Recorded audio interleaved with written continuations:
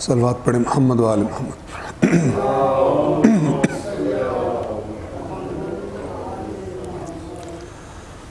اعوذ باللہ من الشیطان الرجیم، بسم اللہ الرحمن الرحیم، الحمد للہ رب العالمین، والصلاة والسلام علی سید الانبیاء والمرسلین وعلی اہل بیتہ الطیبین الطاہرین وصحبہ المنتجبین۔ ماہ مبارک رمضان سے پہلے جو آخری درس ہوا تھا ہمارا اس درس قرآن کے سلسلے کا، اس میں ہم قرآن کریم کے دوسرے جز میں سورۃ البقرہ کی آیت نمبر 216 تک پڑھ چکے تھے، تمام کر چکے تھے۔ آج انشاءاللہ ہم پہلے سورۃ البقرہ کی آیت نمبر 217 سے لے کر 220 تک تلاوت کریں گے، اور اس کے بعد جتنا ممکن ہو سکا ان آیات کا ترجمہ اور وضاحت آپ کی خدمت میں عرض کریں گے۔ صلوات پڑھیں محمد و آل محمد۔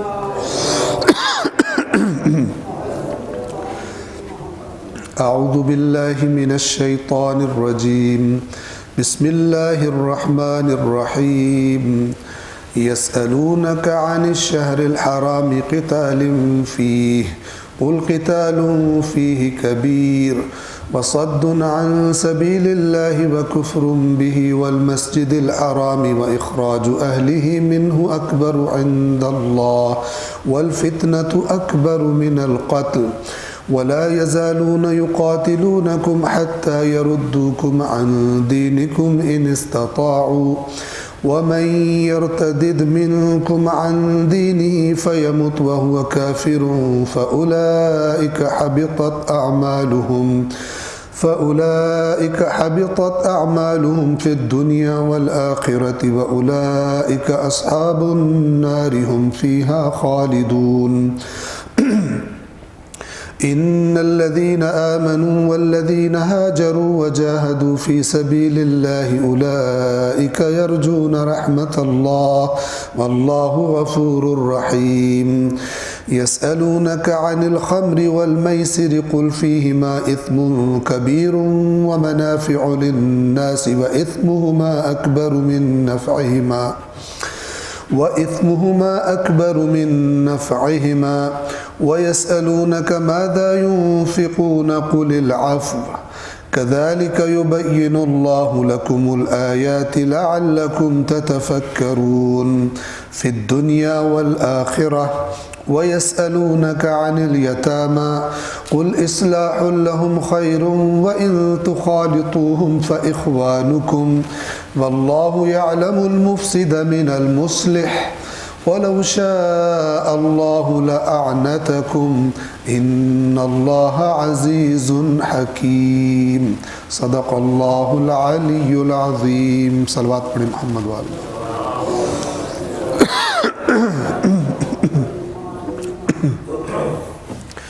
سورۃ البقرہ کی آیت نمبر 217 سے ہم نے شروع کرنا ہے، لیکن ایک آیت جو پچھلی ہے اس کو ہم ترجمہ کو تکرار کر کے تاکہ ذہنوں میں انشاءاللہ گزشتہ درس جہاں پہ ختم ہوا تھا وہ تازہ ہو جائے۔ آیت نمبر 216 سورۃ البقرہ۔ تمہیں جنگ کا حکم دیا گیا ہے۔ عربی میں جو لفظ آیا ہے قرآن میں قتال، قتل سے ہے، اور یہاں اس کا ترجمہ کیا گیا ہے جنگ۔ تمہیں جنگ کا حکم دیا گیا ہے جب کہ وہ تمہیں ناگوار ہے،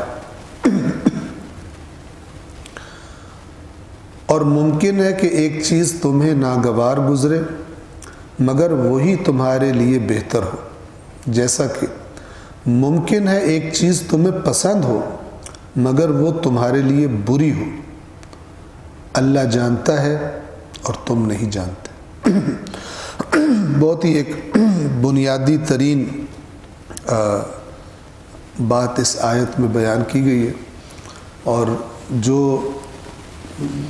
آپ میں سے جو ماہ مبارک رمضان کے دوران درس نہج البلاغہ میں تشریف لا رہے تھے، اس میں ایک بات یہ آئی تھی مولا علی علیہ الصلوۃ والسلام کے فرامین میں کہ بیان کرتے کرتے اللہ کے نبی کے بارے میں فرمایا صلی اللہ علیہ وآلہ وسلم، فرمایا کہ اللہ کے نبی یہ فرمایا کرتے تھے کہ ان الجنت حفت بالمکارہ وان النار حفت بالشہوات، کہ یقیناً جنت ناگوار چیزوں میں گھری ہوئی ہے، ان میں سے ایک یہی ہے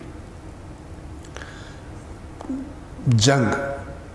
اب ظاہر ہے ایک بزدل آدمی، ایک جس کو اپنی جان ہر چیز سے پیاری ہے، وہ جس کو اپنا مال ہر چیز سے پیاری، جس کا ہم و غم ہی اپنی آرام و آسائش، اپنے لیے زندگی کی آسانیاں آسائشیں پیدا کرنا، مال کمانا، اس کو کبھی بھی قتال اچھا نہیں لگے گا، چونکہ اس میں دونوں کو خطرہ ہے، جان کو بھی اور مال بھی ظاہر لگانا پڑے، ناگوار ہے۔ تو قرآن یہ فرما رہا ہے، اللہ یہ فرما رہا ہے کہ ہو سکتا ہے تمہیں ناگوار لگے لیکن ہو تمہارے لیے بہتر، کیونکہ اگر یہ کام نہیں کرو گے پھر مدتوں تک جس ذلت کی اور پستی کی زندگی تمہیں دوسروں کے زیر اقتدار گزارنی پڑے گی، اس سے بہت بہتر ہے کہ تم قتال کرو۔ تو وہ فرمان مولا کا وہ ذہن میں آ گیا اس آیت سے دوبارہ کہ جنت ناگوار چیزوں میں گھری ہوئی ہے، یعنی وہ چیزیں جو تمہیں ناگوار لگتی ہیں وہ تمہیں کرنی پڑیں گی اگر جنت تک جانا چاہتے، اور یقیناً آگ یعنی جہنم شہوات میں گھری ہوئی ہے، وہ چیزیں جو تمہیں لذت دیتی ہیں، جو تمہیں اپنی طرف کھینچتی ہیں، جہنم ان میں گھری ہوئی ہے۔ یعنی اگر تمہارا مزاج لذت پرستی کا ہو جائے گا تو انجام یہ ہے کہ اس لذت کے پیچھے چلتے چلتے جہنم کے گڑھے میں جا کر گرو گے۔ تو وہ فرمان دیکھیں اور آپ اس آیت کو دیکھیں، بنیادی نقطہ، بنیادی جو بات سمجھائی جا رہی ہے وہ ایک ہی ہے، اللہ جانتا ہے اور تم نہیں جانتے۔ بس تم کیا کرو، تم یہ نہ دیکھو کہ ڈاکٹر جو دوائی تمہیں دے رہا ہے وہ کڑوی ہے یا وہ میٹھی ہے، تمہاری زبان پر اس کا ذائقہ تمہیں اچھا لگتا ہے یا تمہیں اس دوائی کا ذائقہ اچھا نہیں لگتا، تم یہ نہ دیکھو، بلکہ تم دیکھو کہ تم زیادہ جانتے ہو یا ڈاکٹر زیادہ جانتا ہے۔ تو اگر ڈاکٹر زیادہ جانتا ہے تمہارے لیے کیا چیز اچھی ہے کیا چیز بری ہے، تو پھر جو ذائقہ دیکھے وہ بہت بڑا بیوقوف ہے، یا وہ اتنا کم عقل ہے، اتنا بچہ ہے کہ اس کو سمجھ ہی نہیں ہے کہ جب جان کو خطرہ ہو، بیماری کا معاملہ ہو، تو پھر یہ نہیں دیکھنا ہوتا کہ دوا کڑوی ہے یا میٹھی ہے، بلکہ وہ دوا کھانی ہوتی ہے۔ لہذا دنیا کا سب سے عقل مند بندہ بھی آپ فرض کریں ڈاکٹر سے تشخیص دے دیں تمہاری ٹانگ کاٹنی ہے، اب ٹانگ کٹوانا کوئی اچھا نہیں ہے، کرہ لکم، تمہیں ناپسند ہے، لیکن ڈاکٹر کیا کہے گا، ہو سکتا ہے تمہیں ناپسند ہو لیکن ہو تمہارے لیے خیر، اس لیے کہ ٹانگ نہیں کٹواؤ گے تو جان سے جاؤ گے۔ اب یہاں پر جان بچانے کے لیے ضروری ہے کہ ٹانگ کٹوا دو، یہ ایک عقلی قانون ہے جس کو انسان کی عقل تائید کرتی ہے، اور جو بھی اس کے خلاف چلتا ہے وہ عقل کے اعتبار سے مشکوک ہے، اس کا رویہ عاقلانہ نہیں ہے۔ جو دیکھتا ہے کہ میں وہ کام کروں گا، حتیٰ بعض لوگوں کا مزاج اسلام میں بھی یہی ہے، اسلام میں بھی دیکھتے ہیں کہ جو میٹھی میٹھی چیزیں ہیں وہ ہم کریں گے، وہ پریکٹسز ہم کریں گے، اور جہاں تھوڑی تھوڑی کھٹی کڑوی لگتی ہیں وہ کہتے ہیں یہ ہم نہیں کرتے، چھوڑ دیتے۔ تو اللہ تعالیٰ پھر کیا فرماتا ہے، پہلے جز میں یہ گزر چکا بنی اسرائیل کے بارے میں کہ کافروں کے ساتھ اتحاد کر کے تم اپنے ساتھی یہودیوں کو مارتے بھی ہو اور انہیں گھروں سے نکالتے بھی ہو، جبکہ اللہ نے تم سے عہد لیا تھا یہ کام تم نے نہیں کرنا، اور یہ اپنے دنیاوی اتحاد اور الائنس کے سارے تقاضے پورے کرنے کے بعد جب سب کر لیتے ہو تب تمہیں دین یاد آتا ہے، کہتے ہو کہ چلو بھائی ان کا جرمانہ دے کے ہم چھڑا لیتے ہیں تو ہمارے یہودی بھائی، یعنی جب تک دنیا کے تقاضے موجود ہیں تم دین کو سائڈ پہ پھینک کے رکھتے ہو، اور جب دنیا کے تقاضے پورے کر لیتے ہو، دنیا اپنے تئیں تم محفوظ کر لیتے ہو، پھر کہتے ہو چلو اب ثواب لیں، اب ان کو جناب ان قیدیوں کو چھڑا دیں، ہیں تمہارے یہودی۔ تو وہاں پہ اللہ نے فرمایا کہ کیا تم کچھ اللہ کی کتاب کے کچھ حصے پر ایمان رکھتے ہو اور کچھ کا انکار کرتے ہو؟ کیا ہے جزا اس کی تم میں سے جو بھی یہ حرکت کرے، سوائے اس کے کہ دنیا میں بھی رسوا کیا جائے اور آخرت میں اشد عذاب کی طرف اس کو لوٹایا جائے، یعنی شدید ترین عذاب آخرت میں اس کو دیا جائے۔ اور جو تم کر رہے ہو اللہ اس سے غافل نہیں۔ تمہیں دین دیا تھا پورا کا پورا عمل کرنے کے لیے، تم نے اپنی چوائس نکال لی ہے بیچ میں کہ جو تمہیں ڈش اس کی پسند آ رہی ہے وہ تم کہہ رہے ہو ہم کھائیں گے، اور جو ہمیں پسند نہیں ہم نہیں کھائیں گے۔ یہ کام ہمارے مزاج کے مطابق کریں گے، وہ ہمارے مزاج کے مطابق ہم نہیں کریں گے۔ یہ اتنی خطرناک چیز ہے کہ جو یعنی اللہ کی مرضی پر میری مرضی چلے گی۔ اللہ نے کہا یہ مثلا 5 چیزیں تیرے لیے ضروری ہیں، میں کہتا ہوں مجھے 2 میرا موڈ بنتا ہے، 3 میرے مزاج میں نہیں ہے، میں نہیں کروں گا۔ دوسری جگہ پہ اللہ فرماتا ہے یہ حقاً کافر ہے، اولئک ہم الکافرون حقاً ویقولون نؤمن ببعض ونکفر ببعض، کہتے ہیں کچھ رسولوں پر ہم ایمان لائیں گے، کچھ رسولوں پر ہم ایمان نہیں لائیں گے۔ تم کون ہوتے ہو یہ کہنے والے؟ اصلاً یہ جو بات تم کر رہے ہو یہ معقول ہی نہیں ہے۔ جب اللہ ایک رسول بھیج رہا ہے کہ اس پر ایمان لاؤ، پھر وہی اللہ دوسرا رسول بھیج رہا ہے، یہ کہاں سے کہہ رہے ہو ہم ایک پر لائیں گے دوسرے پر ایمان نہیں لائیں گے؟ اور یہی حرکت تم اپنی خرابی کی وجہ سے اللہ کے احکام کے ساتھ بھی کرتے ہو۔ اب اس کی ایک مثال دیتا ہوں۔ ابھی آج ہی جب میں ادھر سے آ رہا تھا گاؤں سے لاہور کی طرف، راستے میں ایک عالم دین کا یہ کلپ سنا، بلکہ وہ عالم دین بھی نہیں تھے، وہ کسی یونیورسٹی کے وائس چانسلر تھے، اب پاکستانی تھے یا انڈین تھے مجھے یہ بھی نہیں معلوم، لیکن جو باتیں اچھی ہوتی ہیں وہ پاکستان انڈیا سے کوئی فرق نہیں پڑتا ان کو، نہ عرب و عجم سے فرق پڑتا ہے۔ یہ بات ہم یعنی اس کی طرف اشارہ پہلے بھی کئی دفعہ مختلف انداز میں ہو چکا ہے، لیکن اب میں ان کی بات کوٹ کروں، مجھے ان کا نام نہیں پتہ۔ وہ کہہ رہے تھے کہ اللہ قرآن میں فرماتا ہے کہ وَقُلْ لِعِبَادِي، اے رسول میرے بندوں سے کہیے یقول التی ہی احسن، خوبصورت ترین بات کیا کریں۔ احسن حسن سے ہے، حسن سے ہے، احسن یعنی خوبصورت، جیسے اکبر سب سے بڑا، افضل سب سے زیادہ فضیلت والا، ٹھیک ہے، اکرم سب سے بڑا کریم، اسی طرح یہ لفظ ہے احسن سب سے خوبصورت۔ اب آپ دیکھیے قرآن مجید یعنی اللہ کیا چاہتا ہے کہ یہ زبان اتنی زیادہ مؤثر ہے آپس کے تعلقات ٹھیک اور خراب رکھنے میں کہ اللہ تعالیٰ فرما رہا ہے کہ جب بات تم نے کرنی ہو تو سب سے بیسٹ دیکھو کیا بات ہے اور وہ منہ سے نکالو۔ خالق ہے، جن انسانوں کو گائیڈ کر رہا ہے ان کی نفسیات کا وہ خود خالق ہے، سب سے بڑا سائیکالوجسٹ ہے اللہ، چونکہ خالق ہے سائیکالوجی کا، انسانوں کی نفسیات کا۔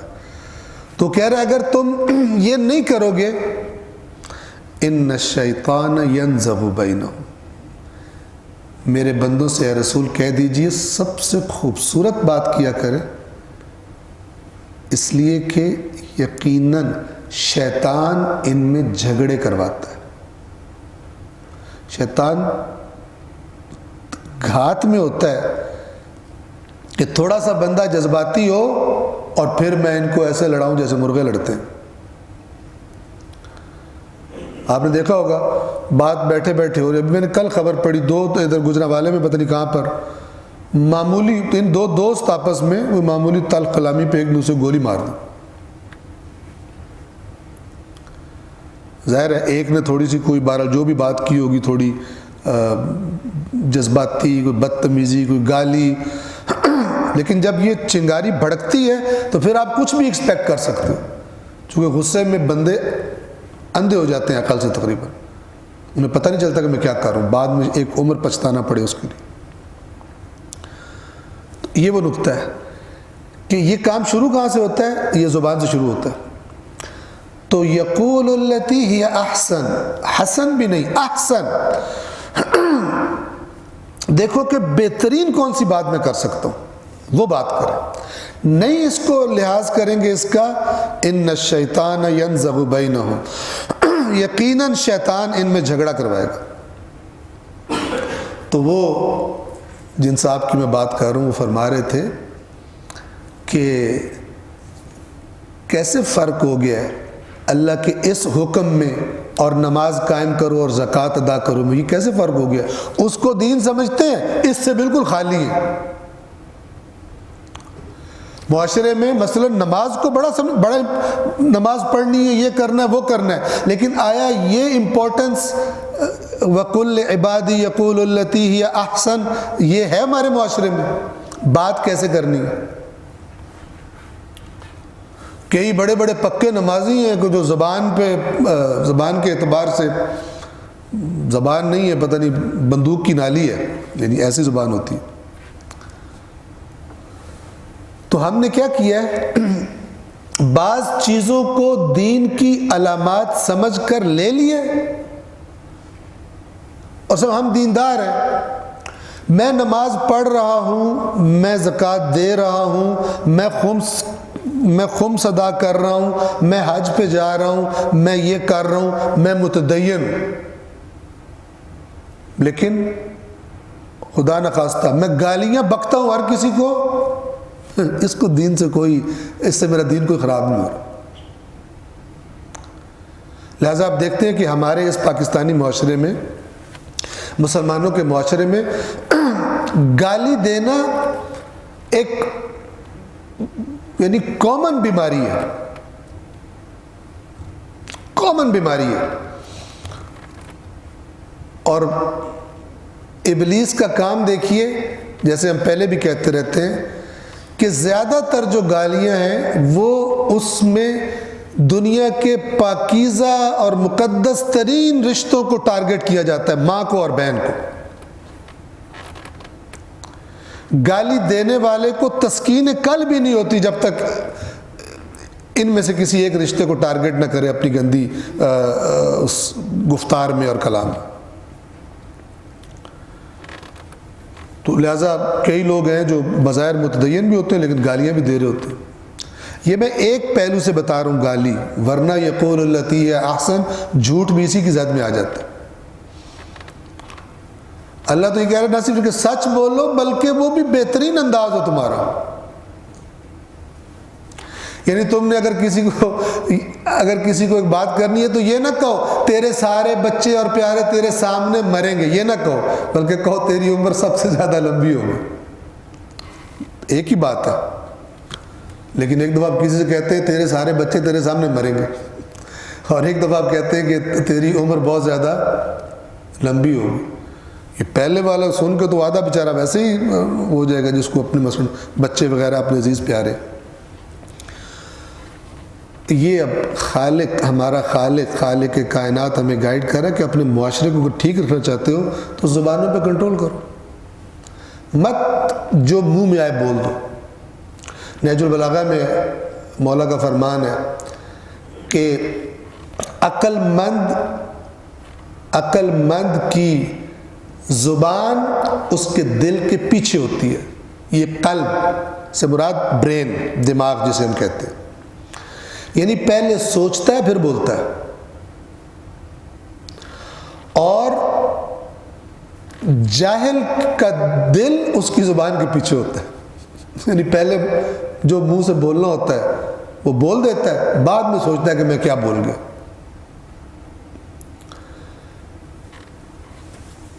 عرض کیا وہ صاحب کیا فرما رہے تھے؟ کہہ رہے تھے کہ ہم نے کچھ چیزوں کو دین سمجھ لیے، اور اللہ نے قرآن میں کتنے حکم دیے جن کو بطور دین جن کی ترویج ہی نہیں ہوتی۔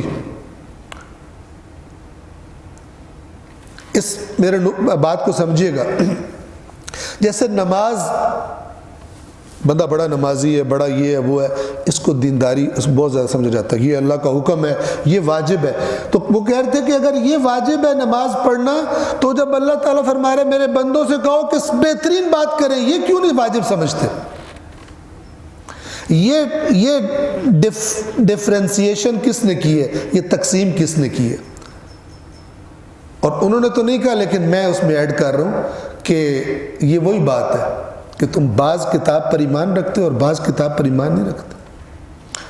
تو پھر پڑھو نمازیں، اگر زبانوں پہ کنٹرول نہیں ہے، دنیا میں بھی رسوائی ہے، آخرت میں بھی عذاب ہے، چونکہ تمہیں کس نے کہا تھا تقسیم کرنی ہے؟ تم نے سارا دین اختیار کرنا ہے، تم نے سارا کا سارا دین اڈاپٹ کرنا ہے، تب یہ دین رزلٹ دے گا۔ تم اگر گاڑی کی باڈی کے نیچے مثلا 4 ٹائر لگا لو، اسٹیئرنگ ویل، ہر چیز ہو، بیچ میں انجن نہ ہو مثال کے طور پہ، چلے گی وہ نہیں چلے گی۔ انجن رکھ دو، 4 نہیں 1 ٹائر نکال دو اس کا، چلے گی وہ نہیں چلے گی۔ چاروں ویل لگا دو، انجن سب کچھ لگا دو، اسٹیئرنگ ویل جو ہے اس کو اٹھا کے باہر پھینک دو، چلا سکو گے؟ منزل پہ پہنچو گے؟ نہیں پہنچو گے۔ تو جو اللہ نے نظام سجیسٹ کیا ہے، جو اخلاقیات بتائے ہیں، جو چیزیں بتائی ہیں، ان کو دیکھو تو صحیح، یہ مکمل چہرہ کیا ہے، اور پھر اس مکمل چہرے کو فالو کرنے کی کوشش کرو، تب یہ رزلٹ دے گا۔ آپ اس کو دیکھیں، اور آج ہماری حالت دیکھیں معاشرے کی، کہ ہر ایک نے اپنے لیے فَتَقَطَّعُوا أَمْرَهُمْ بَيْنَهُمْ زُبُرًا كُلُّ حِزْبٍ بِمَا لَدَيْهِمْ فَرِحُونَ۔ ہر گروہ نے، انہوں نے اپنے اس امر کو، اس دین کو ٹکڑے ٹکڑے کاٹ کر پیسز کر لیے، اور ہر جماعت جو پیس اس کے پاس ہے اس پہ خوش۔ ہم سے بڑا تو نہ کوئی مسلمان ہے، نہ کوئی مومن ہے، نہ کوئی ہم سے بڑا جنت کا رائٹ فل وارث ہے۔ جبکہ پورے معاشرے کو آپ دیکھ لیں، مختلف مسالک سب کو بیچ میں شامل کر کے دیکھ لیں کہ دین، کتنے لوگ ہیں جن کی زندگی کی ڈائریکشن وہ دین دے رہا ہے، نہ بطور رسم نماز پڑھنا، بطور رسم روزہ رکھنا، بطور وہ کرنا، زندگی کی ڈائریکشن وہ دنیا کی طرف ہی منہ کیا ہوا، دنیا کی طرف ہی منہ کیا ہوا۔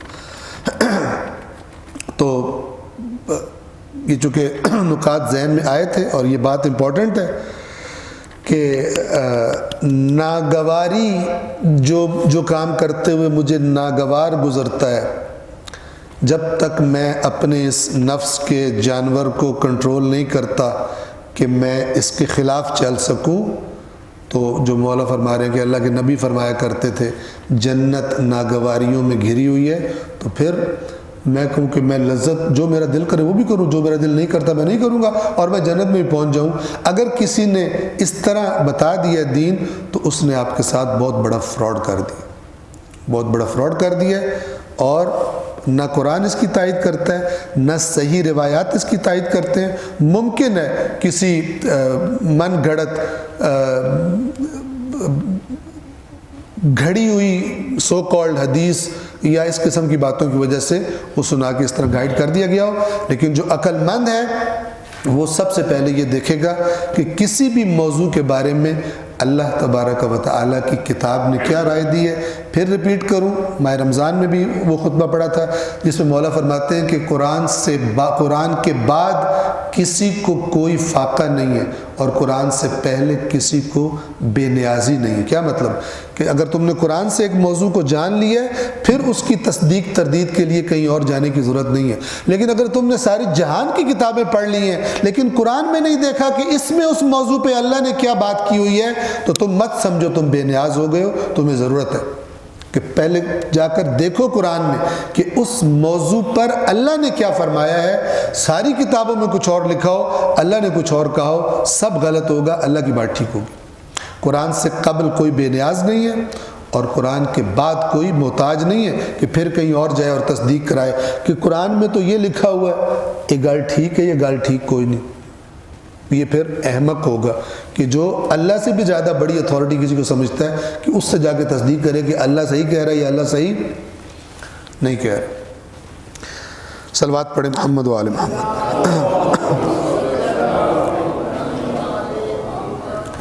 اب یہ جو اگلی آیت ہے کہ در حقیقت جو ہم نے آج پڑھنی تھی لیکن پچھلی آیت کی کچھ مزید وضاحت میں نے جو ہم پہلے پڑھ چکے تھے عرض کر دی۔ یہ آیت نمبر 217 ہے اور اس آیت کو شروع کرنے سے پہلے ایک بات جو بڑی اہم ہے قرآن کے بارے میں پہلے بھی کہتے رہتے ہیں وہ آپ کی خدمت میں عرض کر دیں کہ اللہ تبارک و تعالی نے قرآن مجید میں متعدد مقامات پر یہ فرمایا ہے کہ جس کا لب لباب یہ ہے کہ تمہاری اس عقل کو گائیڈ کرنے کے لیے جو چیزیں خدا کی نظروں میں ضروری تھی وہ اللہ نے پوری وضاحت سے بیان کر دی، مثالیں دے دے کے بیان کی، کبھی ایک طرح سے بات سمجھائیے کبھی دوسری طرح سے بات سمجھائیے۔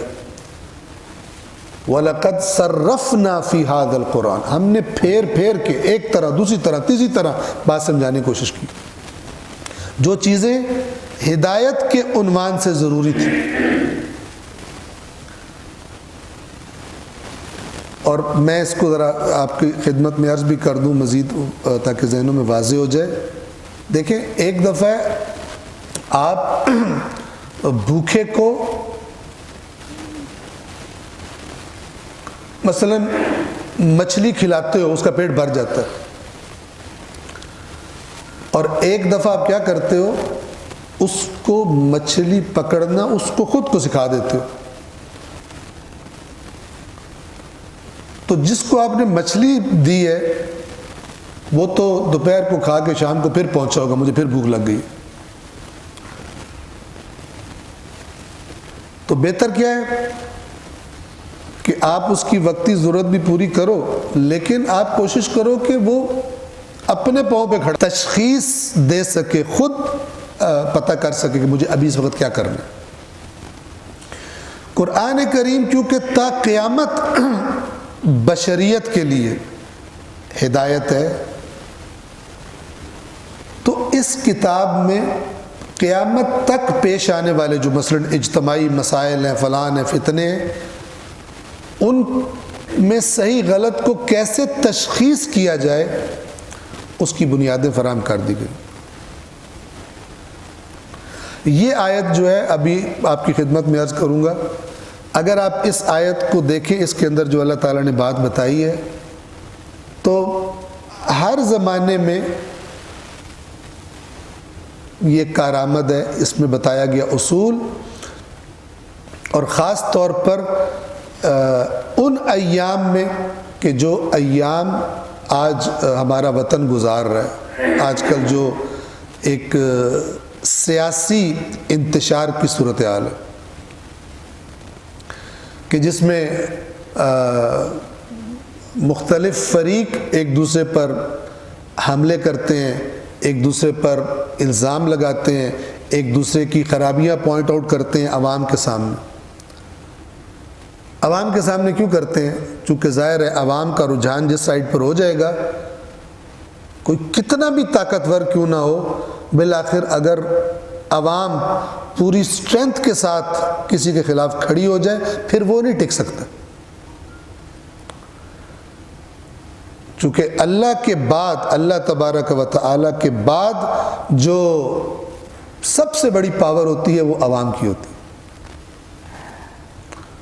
اور اگر عوام اٹھ کے کھڑے ہو جائیں، آپ نے کچھ سالوں پہلے دیکھا ہوگا جس کو عرب سپرنگ کہا جاتا ہے، اس میں کتنے ہی جو ڈکٹیٹرز تھے اپنے اپنے زمانے کے انتہائی اسٹرانگ طاقتور لوگ، ان کو پتہ ہی نہیں چلا کہ لوگوں جب اٹھے کیسے ان کو اٹھا کے باہر پھینک دیے۔ لہذا سب کو یہ معلوم ہے کہ جو بھی کامیاب ہو گیا عوام کے جذبات اپنی طرف مائل کرنے میں، وہی کامیاب۔ لہذا آپ انبیاء اور ان کے مخالفین کو دیکھ لیں۔ انبیاء کے مخالفین بھی پروپیگنڈا کرتے تھے، اور پروپیگنڈے کا ٹارگٹ کون ہوتا تھا؟ عوام، چونکہ ان کو بھی پتا تھا کہ ہم تو گنتی کے چند لوگ ہیں جنہوں نے ان کو آگے لگایا ہوا ہے عوام کو، اور اگر عوام اس بات کی طرف متوجہ ہو گئے جو اللہ کا نبی کر رہا ہے، تو اگر یہ کھڑے ہو گئے تو 5 منٹ بھی نہیں لگائیں گے، ہمارا بیڑا غرق کر دیں گے۔ ان کے سامنے کھڑے تو نہیں ہو سکتے، کتنے لوگ۔ لہذا چاہے حق ہو چاہے باطل ہو، یہ دونوں اپنا جو پیغام بتانے کا جو ٹارگٹ ہے وہ کسے قرار دیتے ہیں؟ عوام الناس کو قرار دیتے ہیں۔ اور کم ہوتا ہے، لیکن جب بھی عوام، کسی بھی معاشرے کے عوام بھیڑ چال والا رویہ رکھنے کی بجائے کہ جدھر شور زیادہ مچ رہا ہے، جدھر لائٹیں زیادہ جلی ہوئی ہیں، جدھر مثلا مجمع زیادہ لگا ہوا ہے، ادھر ہی آگ کے، اس رویے کو اگر کبھی بھی عوام نے تاریخ میں چھوڑ دیا ہے اور سنجیدگی کا مظاہرہ کیا ہے کہ ہم دیکھیں حق کدھر ہے، تو وہاں پر انقلاب آئے ہیں۔ وہاں پر بڑے بڑے طاقتور لوگ وہ انتہائی کمزوری کی حالت میں ان کو اقتدار ترک کرنا پڑا اور مسل کے رکھ دیے گئے ہیں، لیکن یہ استثنائی طور پر ہوتا ہے۔ اکثر جو عوام ہے وہ جدھر کی آواز چل رہی ہو ادھر ہی چلے جاتے ہیں، جس کا پروپیگنڈا زیادہ ہو رہا ہے اس کے پیچھے چل پڑتے ہیں۔ اس سے بڑی آپ کو کیا مثال دوں کہ علی علیہ السلام جیسی شخصیت کہ آج بھی یعنی وہ شخصیت اور ان کی اولاد جن کو ایک لمبی مدت کے لیے ممبروں سے ٹارگٹ کیا گیا، برا بھلا کہا گیا، حکمرانوں کے ایما پر، مسجد نبوی، مسجد الحرام، ہر مسجد کہ جہاں پر سرکاری خطیب اور سرکاری خطیب ہی ہوتے تھے، اس شخصیت کو، ان کی اولاد کو ٹارگٹ کیا جن کے فضائل سے اللہ کے نبی کے فرامین بھرے پڑے ہیں۔ تو یہ پروپیگنڈا کیا کرتا ہے نان سیریس لوگوں کے لیے کہ ایک کثیر تعداد اپنے آپ کو مسلمان کہنے والے وہ معاذ اللہ حضرت علی کو ایک الفاظ بھی یعنی انسان کی ہمت نہیں پڑتی کہ بولے، ایک دشمن دین اور ایک انتہائی بری عادات اور صفات والا انسان وہ بنا کے پیش کرتے، اور لوگ یہی سمجھتے ہیں ان کے بارے میں، کیونکہ سنجیدہ نہیں۔ تو اگر وہ ہستی جس کے بارے میں رسول اللہ کے ان کی فضیلتوں کے فرامین آج بھی سب سے زیادہ ہیں، اگر آپ فضائل کی احادیث جمع کریں جو مثلا کتب میں موجود ہیں، کتب اہل سنت کی بات کر رہا ہوں، تعداد فضائل والی احادیث کی آپ لے کر آئیں، علی کے فضائل سب سے زیادہ ہیں۔ پروپیگنڈا اس شخصیت کو بھی لوگوں کی نظروں میں کیا کر سکتا ہے، نان سیریس عوام کی نظروں میں، جن میں اتنی ہمت نہیں ہے کہ جا کے ذرا چیک کر لیں کہ جس بندے کے بارے میں یہ باتیں سن رہے ہیں وہ ایسا ہے بھی کہ نہیں ہے۔ اکثر عوام ایسے ہی ہوتے ہیں۔ پھر جب ایسے ہوتے ہیں پھر وہ غلط کو صحیح، صحیح کو غلط ظاہر ہے جس کو صحیح سمجھیں گے اسی کا ساتھ دیں گے، استعمال ہو جاتے ہیں۔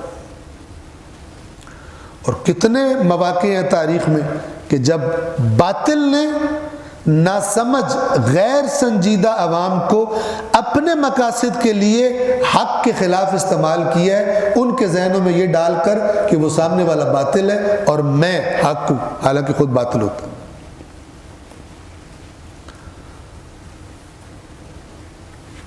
میں یہ جو بات آپ کی خدمت میں عرض کر رہا ہوں ایک اصول کے طور پر آپ کو پیش کر رہا ہوں،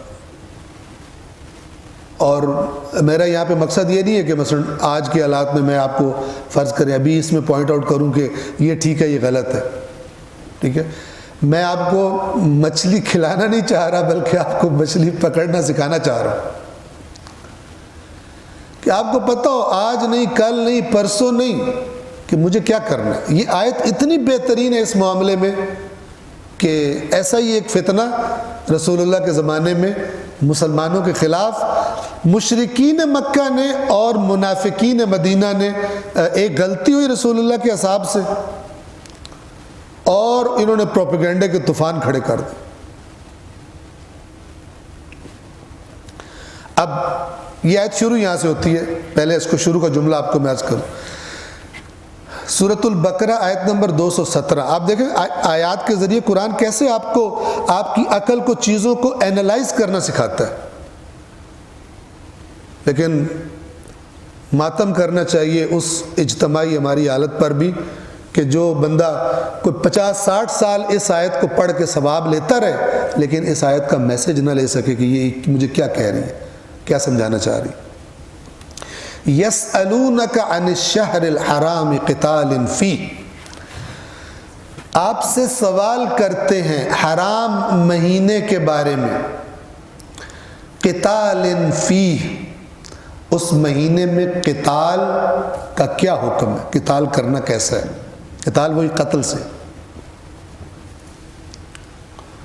اب دیکھیں یہ ہوا کیا تھا، پس منظر سن لیں۔ جو اس کے بارے میں روایات آئی ہیں وہ یہ ہیں کہ ظاہراً 2 ہجری میں، 2 ہجری ہجرت کا دوسرا سال جو تھا اس میں ماہ رجب کا مہینہ تھا۔ آپ کو پتہ ہے رجب حرام مہینوں میں سے ایک ہے، اور یہ حرام مہینے اسلام سے پہلے سے حرام تھے، گویا کہ حضرت ابراہیم کے زمانے سے۔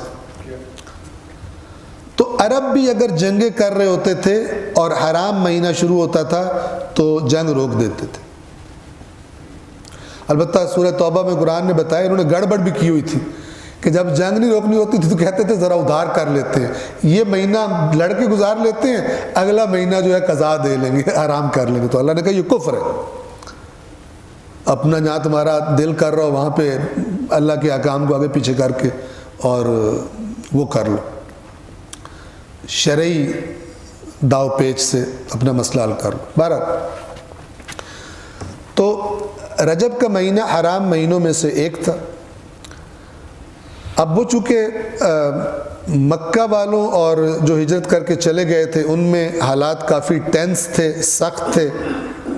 مکے والے ادھر بہت ہی ظلم و ستم کر رہے تھے، جو ہجرت کر کے مدینہ گئے ان کے گھروں پر قبضے ہو گئے تھے، ان کے کاروبار جو بھی چھوٹے کم و بیش تھے سب قبضہ کر لیا انہوں نے۔ تو اللہ کے رسول نے کچھ افراد پر مشتمل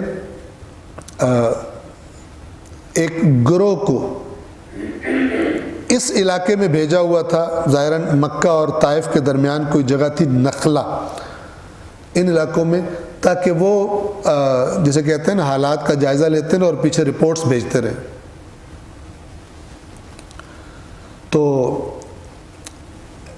ان لوگوں کا ٹکراؤ، اس جماعت کا ٹکراؤ قریش کے ایک چھوٹے سے قافلے کے ساتھ ہو گیا،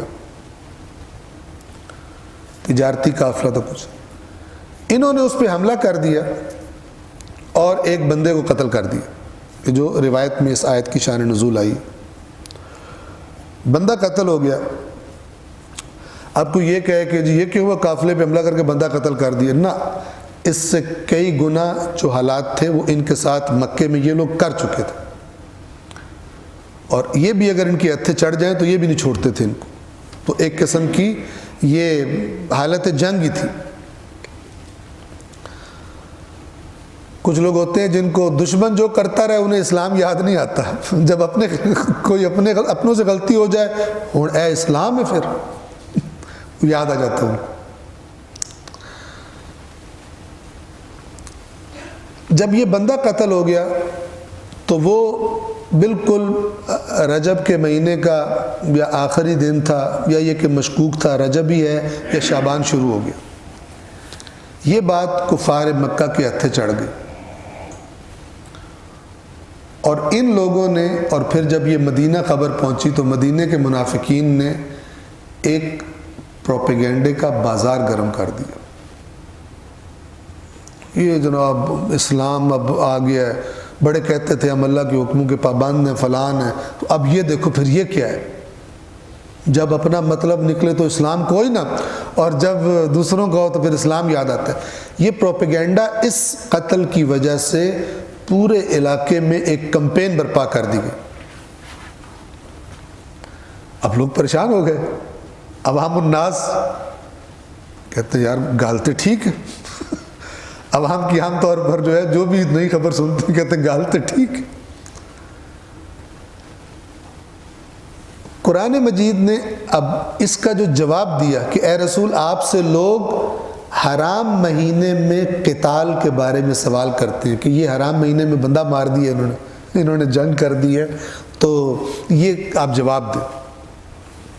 اب اللہ تعالیٰ کا جواب سنیں آپ، قل اے رسول کہہ دیجئے قتال فیہ کبیر، اس مہینے میں قتال کرنا کبیر، چھوٹا موٹا نہیں، بہت بڑا غلط کام، بالکل یہ غلط کام ہے۔ لیکن ابھی اپنے لفظوں میں کہہ رہا ہوں کہ یہ جو پروپیگنڈا کر رہے ہیں یہ کون سے دودھ کے دھلے ہوئے ہیں؟ یہ جو الزام لگا رہے ہیں مسلمانوں کو، ایک قتل ہو گیا مسلمانوں سے، اب گویا اللہ تعالیٰ گویا کہ عوام الناس سے یہ فرما رہا ہے کہ تمہاری ساری توجہ اس ایک غلطی پہ ہو جائے، اور جو ان کی پوری فہرست ہے ان کے مظالم کی اور ان کے قتلوں کی اور ان کے کفر کی اور ان کے فتنوں کی، وہ سارا تم ان کو کلیئر چٹ دے دو کہ بس مسلمان ہی غلط ہیں، وہ کافر ٹھیک ہو جائیں گے۔ بالکل غلط ہے حرام مہینے میں قتال کرنا، بالکل غلط ہے، لیکن اب کیا کرنا؟ اس ایک غلطی کی وجہ سے تم نے کافر ہو جانا واپس، یا تم نے رسول اللہ اور ان کے ساتھیوں کے خلاف قیام کر دینا ہے اور ان کے ہاتھوں استعمال ہو جانا ہے جن کی ایک لمبی فہرست ہے بے ایمانیوں کی، کیا کرو گے؟ آپ دیکھیں کتنی امپورٹنٹ بات ہے کہ جب بھی ایک مثلا اجتماعی تحریک چلتی ہے، ہو سکتا ہے اس کے ایک بندے سے دو بندوں تین بندوں سے غلطیاں بھی ہو جائیں، اس کا مطلب کیا ہوتا ہے؟ اس کا مطلب یہ ہوتا ہے کہ وہ ایک غلطی کو دو غلطیوں کو ٹارگٹ کر کے اور کہا جائے جی ہم تو ہماری طرف سے یہ لوگ فارغ ہیں، ہم نے ساتھ ہی نہیں دینا۔ اس طرح کے معاملے میں پھر کس کو تقویت ملے گی؟ وہ جن کی پوری لسٹ ہے گندگیوں کی۔ آپ توجہ کر رہے ہیں؟ لہٰذا ایک کسی کے مثلاً پروپیگنڈے میں اگر کوئی دو فریق ہیں آمنے سامنے لڑ رہے ہیں، الزامات مثلاً فرض کریں لگا رہے ہیں، اس نے یہ غلط کیا، اس نے یہ غلط کیا، تو عاقل وہ نہیں ہے کہ اس کا الزام سنے تو کہے یہ بہت گندا ہے، اس کا الزام سنے گا یہ بھی گندا ہے، دونوں گندے، ہم فارغ دونوں سے۔ آپ فرشتے کہاں سے لے کے آؤ گے؟ آیا اس کائنات کی جو بہترین ہستی ہے ان کے ساتھ جو جماعت تھی ان سے غلطیاں نہیں ہوئی؟ رسول اللہ سے بڑا کون ہے کہ جس کو اللہ مثلا فرض کریں صرف فرشتے عطا کر دے جن میں خطائی کوئی نہیں؟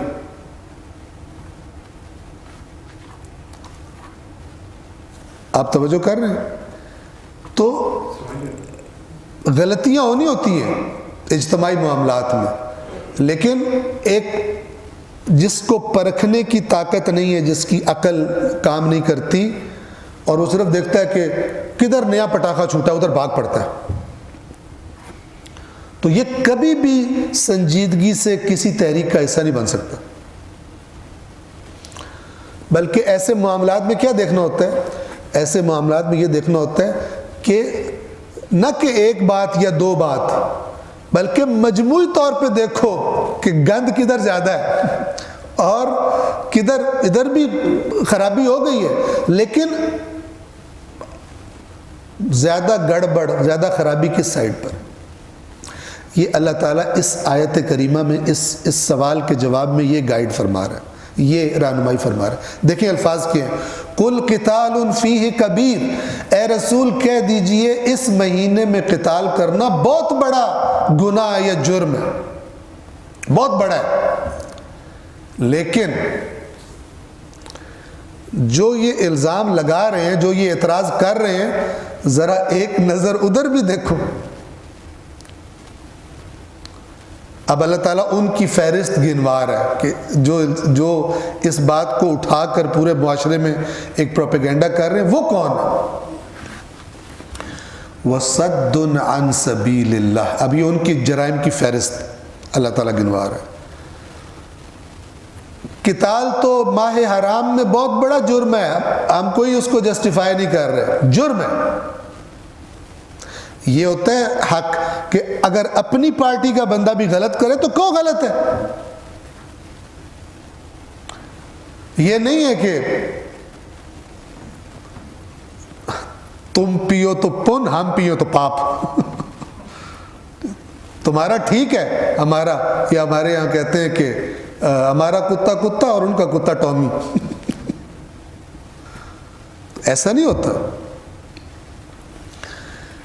جو غلط ہے وہ غلط ہے، لہذا اللہ تعالیٰ فرما رہا ہے قتال فیہ کبیر، یعنی اوپر سے لیپا بھی نہیں لگایا، کہا بڑا جرم ہے، لیکن ہو گیا۔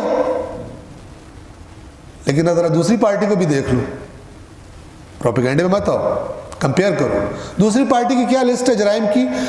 پہلا جرم وَصَدٌّ عَن سَبِيلِ اللَّهِ، اور اللہ کے راستے سے روکنا لوگوں کو، وَكُفْرٌ بِهِ، اور اللہ کے راستے کا انکار کرنا، وَالْمَسْجِدِ الْحَرَامِ، اور مسجد الحرام سے روکنا،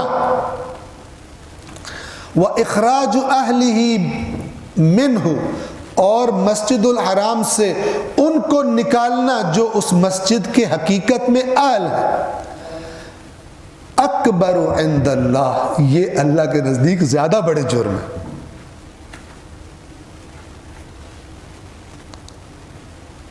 لہذا کہیں پروپیگنڈا مشینری تمہاری ساری توجہ ایک غلطی کی طرف لگا کے اور اپنے سارا کچھ کلیئر ہی نہ کروا لے تم سے۔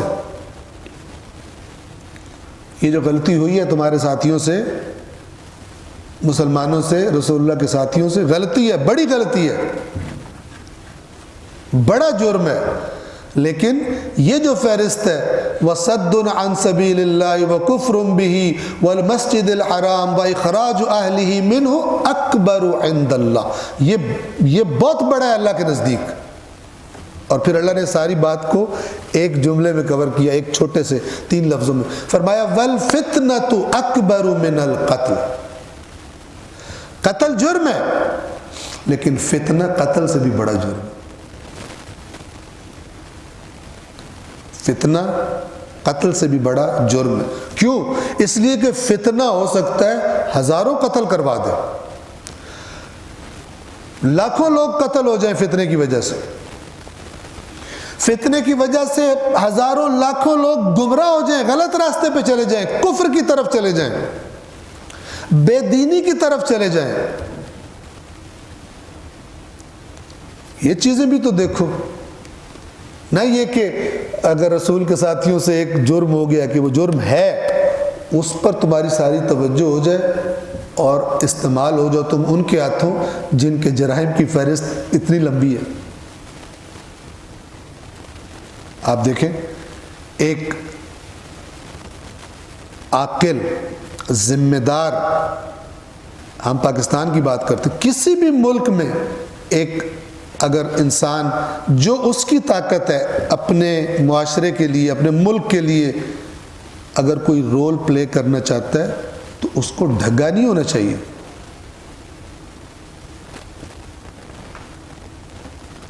اس کو ڈھگا نہیں ہونا چاہیے۔ ہماری قوم کی یہ حالت ہے کہ میں چند سال پہلے ایک کلپ دیکھا، ویڈیو، اس میں ایک ٹی وی اینکر اس سے پوچھتا ہے ایک محلہ جو گندگی غلاظت سے بھرا ہوا ہے، نالیوں سے گند باہر آیا پڑا ہے، کیچڑ ہے، فلان ہے، تو اس گلشن کے عین درمیان میں کھڑا ہو کے وہ انٹرویو کر رہا ہے وہاں کے ایک محلے دار سے. کہتا ہے کہ جناب تساں ووٹ کیوں پایا سی؟ وہ کہتا ہے مثلاً خالد صاحب نے پایا سی، ٹھیک ہے نا، کوئی نام اس نے لیا. تو اس نے کہا پھر خالد صاحب تھوڑے واسطے کی کیتا ہے؟ یہ خالد میں فرضی نام ہے، ٹھیک ہے. اب آپ سوچ رہے ہیں خالد کون ہے، ٹھیک ہے نا، فرضی نام ہے. تو اس نے کوئی اور نام لیا تھا. کہتا خالد صاحب نے پایا سی. تو اس نے کہا کہ تے پھر خالد صاحب نے کی کیتا ہے؟ کہتا کچھ بھی نہیں کیتا. اے گند ویکھ رہے ہو تسی، یہ پہلے بھی ہوئی گند تھا، ابھی بھی گند ہی گند ہے. تو اس نے کہا پھر وہ اچھا آدمی ہے؟ کہتا نہیں، وہ بے ایمان چور ہے. تو اس نے پورے اس 1-1.5 منٹ میں اس کی بد تعریفیاں کی، ہر گندا الزام لگایا اس پر، اس ووٹر نے. تو اب ٹی وی اینکر اس سے کہتا ہے کہ تو پھر ہوں اگلی باری ووٹ کیوں دینا؟ کہتا خالد صاحب.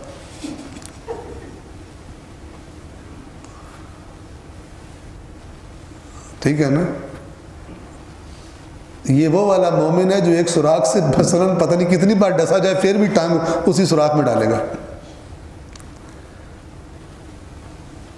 ان اللہ لا یغیر ما بقوم حتی یغیروا ما بانفسہم. اللہ تعالیٰ کی سنت ہے کہ کسی معاشرے کی، کسی قوم کی حالت اس وقت تک نہیں بدلتا جب تک کہ وہ خود نہ اپنے رویے پہ نہ کرو میں کیا ہوں. جس کو برا بھلا کہہ رہا پھر میں انہیں ووٹ دینا. انہیں قرآن کہتا ہے یہ ڈھگے ہیں، انعام. ڈگا سمجھتے ہیں نا، ڈھور، ڈنگر. اولئک کالانعام. انعام چارپایوں کو کہتے ہیں جو چرتے ہیں، گائے، بھینس، یہ اس طرح کی. ان کو جو بھی دھکا دے یا تھوڑا سا چارہ دکھا دے ادھر چلے جائیں گے. ان میں کوئی سوچنے سمجھنے کی صلاحیت نہیں ہوتی. لہذا یہ اصول ہمیشہ یاد رکھیں. اگر ہم اپنے وطن کی بات کریں، اپنی قوم کی بات کریں، اس کی بہتری میں کوئی رول پلے کرنا چاہتے ہیں، یا اس پوری امت کی بہتری میں کوئی رول پلے کرنا چاہتے ہیں، تو ہمیں ہمارے اندر باتوں کو پرکھنے کی صلاحیت ہونی چاہیے. اگر ہمارے اندر باتوں کو پرکھنے کی صلاحیت نہیں ہے اور ہم اس کو اپنے اندر پیدا کرنے کی فکر میں نہیں ہیں، تو پھر اللہ کے قرآن کی خوشخبری ہمارے لیے ہے ہی نہیں.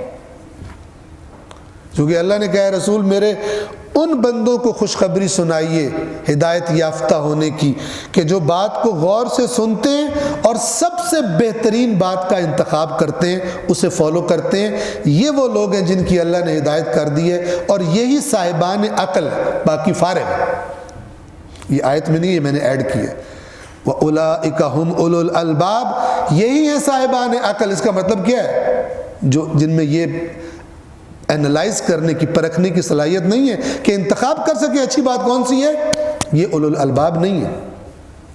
اور جو اولو الالباب نہیں ہے وہ کل انعام ہے، چارپائے ہیں. ان کا رویہ ایسا ہی ہوتا ہے جیسے چارپائے کا رویہ ہوتا ہے. وہ چیزوں کو پرکھ نہیں سکتے، اینالائز نہیں کر سکتے. لہٰذا یہ پروپیگنڈے کا توڑ آیت ہے کہ پروپیگنڈے کی زد میں مت آؤ، بلکہ دیکھو دونوں طرف مثلا انسان ہے، ادھر بھی غلطی ہو سکتی ہے، ادھر غلطی ہو سکتی ہے، لیکن تم ایک غلطی سے سارا اچھائی کو ضائع کر دو گے، اور دوسری طرف جتنی بھی بری ہے تم کہو گے یار نہیں، دونوں ایک جیسے ہیں. یہ ٹھیک رویہ نہیں. آپ سے حرام مہینے کے بارے میں سوال کرتے ہیں، اس مہینے میں قتال کرنا کیسا ہے؟ اے رسول کہہ دیجئے اس مہینے میں قتال کرنا، جنگ کرنا بہت بڑا ہے، یعنی جرم ہے. لیکن اللہ کے راستے سے روکنا اور اللہ کے راستے کا انکار کرنا اور مسجد الحرام سے روکنا اور مسجد الحرام کے اہل کو وہاں سے نکال دینا اللہ کے نزدیک اکبر، اس سے بھی بڑا ہے، وہ کبیر ہے۔ کبیر کے مقابلے میں کیا لفظ لایا؟ اکبر، اس سے بھی بڑا ہے۔ کیوں؟ والفتنۃ اکبر من القتل، فتنہ قتل سے بھی بڑا ہے، کیونکہ فتنہ ہزاروں لاکھوں انسانوں کی گمراہی کا، حتیٰ ان کی جانوں کے ضائع ہونے کا سبب بن سکتا ہے۔ آپ دیکھیں آج مثلا مثال کے طور پر ہمارے ملک میں جیسے یہ فرقہ وارانہ مسائل ہیں، ایک غلط افواہ جس میں ایک گروہ کے مذہبی جذبات بھڑک جائیں، یہ 10-20 نہیں، یعنی اس میں اتنا پوٹینشل ہے ہمارے ملک کی فضا میں، سینکڑوں ہزاروں لوگوں کے قتل کا سبب بن سکتا ہے۔ اور ہمارے ملک کے اندر ایسے مختلف گروہ بن گئے کہ جن کو جب بھی کوئی ابلیس چاہے وہ دوسرے گروہ کے خلاف ان کو کسی بات پہ بھڑکا کر ان کے گلے ڈال سکتا ہے، اور وہ دین کے نام پہ وہ حرکتیں کریں گے جن کا دین کے ساتھ جس درندگی کا کوئی تعلق ہی نہیں ہے، ہوگا دین کے نام پر، چونکہ اب دین اسلام رہ اسی لیے گیا ہے، ایک کو بھڑکا کے دوسرے کے اوپر چڑھائی کروا دو۔ اور ایسا کرنے والے بالعموم دین کے بنیادی احکام سے بھی جاہل ہوتے ہیں، خوارج ٹائپ کے لوگ ہوتے ہیں مزاجن۔ جہالت پلس عقیدت از اکول ٹو ایٹم بام۔ جہالت پلس عقیدت، عقیدت ہے بڑے خلوص سے ہے لیکن جہالت ہے، اس کو دین عقیدت میں تو نظر آتا ہے لیکن دین نے جو جہالت کو برا بھلا کہا ہے اس کی پرواہ کوئی نہیں، جاہل ہے، جو سنتا ہے اسی پہ باور کر لیتا ہے، اس کو جب مرضی استعمال کر لو، اس کے دینی جذبے کو، کوئی مسئلہ نہیں۔ اس کو امریکہ استعمال کر لے کبھی رشیا کے خلاف، اس کو کبھی کوئی اور دشمن استعمال کر لے مسلمانوں کے ایک مسلک کو کسی دوسرے مسلک کے خلاف، عقیدت پلس جہالت۔ اور یاد رکھیں جو لوگ اپنی پریکٹیکل لائف میں شریعت کی حدود کے پابند نہیں ہوتے، ان کو جب دین کے نام پہ بھڑکا کر باہر نکالا جائے تو وہ پہلے سے زیادہ دین کو روندنے کے لیے تیار ہوتے ہیں۔ وہ تو عام حالات میں بھی دین کی حدود کا لحاظ نہیں کرتے تھے، حرام و حلال کا لحاظ نہیں کرتے تھے، متقی اور پرہیزگار نہیں تھے، ہر غلط کام کرتے تھے۔ اب دین کے نام پہ بھڑکا کے جب نکالا گیا ہے تو وہ تو اپنے گناہ بخشوانے کے لیے جو درندگی ہو سکتی ہے وہ کریں گے۔ یہ جہالت پلس عقیدت کی سوغات ہے کہ جو اس ملک میں ایسے گروہ بنا کر رکھ دیے گئے ہیں مختلف طاقتوں کی طرف سے کہ جب بھی کوئی ایک گروپ ہمارے مفادات کے خلاف آگے جانے لگے، دوسرے کو اس کے گلے ایسے ڈالو کہ ایک دوسرے کو سیٹ کر دیں۔ دین استعمال ہو رہا ہے لوگوں کے ہاتھوں میں۔ والفتنۃ اکبر من القتل، یہ تو ایک بندہ قتل ہوا ہے، یہ فتنہ تو کتنے قتل کروائے گا، فتنہ تو کتنے گمراہ، کتنے جہنم میں ڈلوائے گا۔ یہ مسلمانوں سے کہا جا رہا ہے کہ تم کہاں پر۔ والفتنۃ اکبر من القتل، اور فتنہ قتل سے بڑا جرم ہے۔ کیوں؟ یہ بھی دوبارہ وضاحت کر دوں، اس لیے کہ فتنہ اس میں یہ پوٹینشل ہوتا ہے، اس میں یہ قوت ہوتی ہے کہ وہ بے شمار قتل کروا دے پروپیگنڈے کی وجہ سے، بے شمار لوگوں کو مثلا بے دین کر دے، گمراہ کر دے، ایسی ہوا چلائی جائے میڈیا کے ذریعے سے، فلان کے ذریعے سے کہ لوگ گمراہ ہو جائیں، بے دین ہو جائیں، قتل ہو جائے۔ اب پھر یہ باتیں کر کے اب اللہ تعالیٰ اوور آل بات کر رہے ہیں، مسلمانوں کو تصویر کلیئر کر کے دکھا رہے وَلَا يَزَالُونَ يُقَاتِلُونَكُمْ حَتَّى يَرُدُّوكُمْ عَنْ دِينِكُمْ إِنِ اسْتَطَاعُوا، اور یہ مسلسل تم سے قتال کریں گے. یہ کفار لا یزالون رکیں گے ہی نہیں، بغیر وقفے کے مسلسل تم سے لڑتے رہیں گے. کب تک؟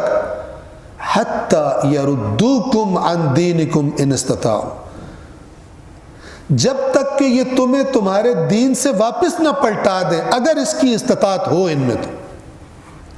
یعنی اللہ ان کا الٹیمیٹ جو ہدف ہے کفار کا وہ بیان کر رہا ہے کہ دیکھو یہ جتنا کچھ ہو رہا ہے یہ اس لیے ہو رہا ہے، یہ کب تک جاری رہے گا؟ یہ تب تک نہیں رکیں گے تم سے جب تک تمہیں اسلام سے واپس پلٹا کے کافر نہ بنا دیں. لہذا تم ذرا آنکھیں اور کان کھول کے ان کی حرکتوں کو اینالائز کرو، دیکھو. اور پھر خداوند عالم اب یعنی تھریٹ کر رہا ہے، ڈرا رہا ہے، خبردار کر رہا ہے. وَمَن يَرْتَدِدْ مِنْكُمْ عَنْ دِينِهِ، اور جو بھی پلٹ گیا، صلوات پڑھیے محمد والے،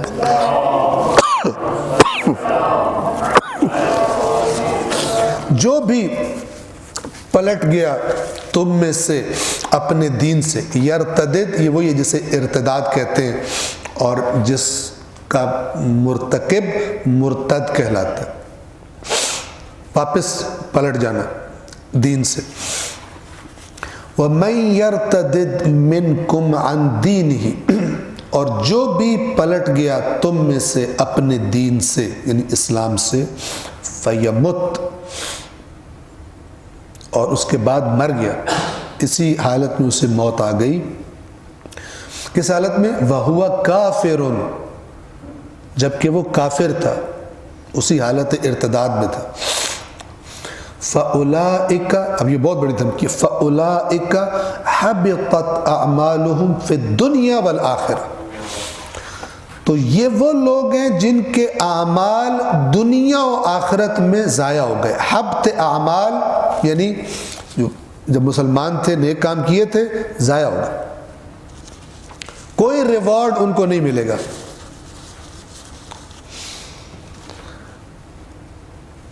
وَأُولَئِكَ أَصْحَابُ النَّارِ، اور یہ وہ لوگ ہیں کہ جو جہنمی ہیں. ہم فیہا خالدون، ہمیشہ ہمیشہ جہنم میں رہیں گے. حالت جنگ ہے اور تم دشمن کے پروپیگنڈے میں آ کر اپنوں پہ اعتراض شروع کر دو گے تو تمہیں ہم بتا رہے ہیں کہ یہ تو تمہیں دوبارہ کافر بنانا چاہتے ہیں. اور اگر تم ان کی چالوں میں آ کے ان کے پروپیگنڈوں میں آ کر بن ہی گئے تو پھر یاد رکھو تم نے حالت اسلام میں بھی جو کام کیے ہوں گے وہ سارے حبط ہو جائیں گے، اور ہمیشہ ایسے لوگوں کو اللہ جہنم میں رکھے گا، باہر نہیں نکالے گا.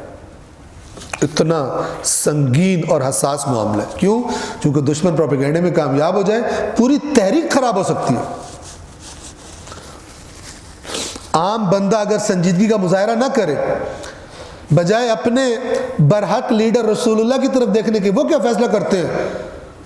کفار کے پروپیگنڈے میں آ جائے.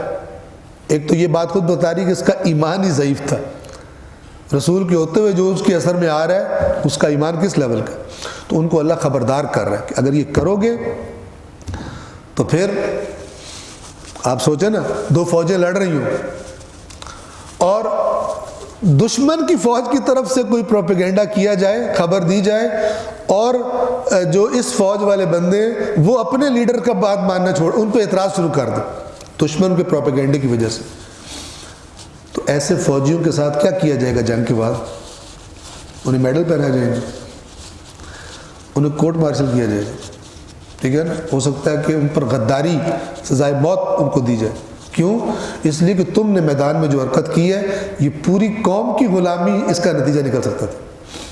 پورا ملک دشمن کے تسلط میں جا سکتا تھا میدان جنگ میں جو تم زیادہ سیانے بان رہے تھے اپنے رہنماؤں سے. بعض ڈیسیجنز جو دشمن کروانا چاہتے ہیں، ابھی آپ دیکھ لیں مثلا رشیا یوکرین کا مسئلہ ہے اور اس میں جو ایک پروپیگنڈا وار چلی ہوئی ہے، میں اس کو جو رشیا کا فورن منسٹر ہے اس نے ایک بات کی ہے، جنگ جہاں پر بھی ہو نہیں ہونی چاہیے، بے گناہ انسانوں کو قتل نہیں ہونا چاہیے، لیکن اس نے ایک بڑی زبردست بات کی۔ اس نے کہا جن کو زیادہ ٹینشن ہو رہی ہے نا کہ یوکرین میں بہت زیادہ وہ ہو رہا ہے، تو وہ لوگ نا وہ فرض کریں کہ یہ یوکرین نہیں، یہ فلسطین ہے، آرام سے سو جائیں، ٹینشن ختم ہو جائے گی۔ یعنی فلسطین میں کب سے ظلم ہو رہا ہے، ابھی جو تم اتنی باں اور تم نے شور مچایا ہوا اپنے میڈیا میں، یہ ہو گیا فلان ہو گیا، یہ ظلم ہو رہا ہے فلان ہو رہا ہے، تمہیں ٹینشن ہے نا اس کی بہت، تم فرض کرو یوکرین نہیں فلسطین ہے، ٹینشن ختم ہو جائے گی۔ وہ تو کب سے ہو رہا ہے، ادھر تو تمہاری آواز نہیں نکلتی، ادھر تو تمہاری آواز نہیں نکلتی۔ مثال کے طور پر اقوام متحدہ بت ہے نا، اقوام متحدہ نامی بت نے یہ کہا تھا کہ مثلا کشمیر کے لوگوں کا اپنا اختیار ہے کہ وہ وہاں پہ ریفرینڈم کرایا جائے کہ کشمیری لوگ کیا چاہتے ہیں۔ اب کوئی کروایا ریفرینڈم؟ کسی نے نہیں کروایا۔